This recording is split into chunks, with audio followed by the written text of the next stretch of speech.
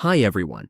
In today's tutorial, we will show you how to download all your files from Google Drive at once.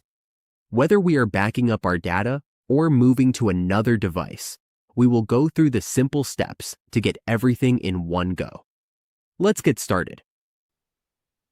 On the Google Drive dashboard, if we want to download all these files, we just need to press Ctrl-A on the keyboard, or select all the files manually.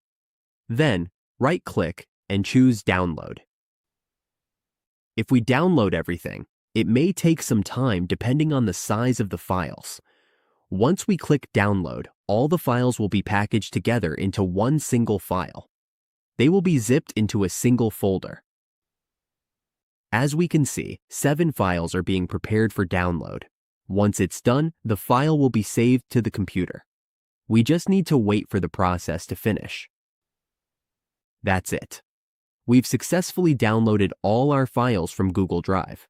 With this method, we can keep a complete backup or transfer our files easily.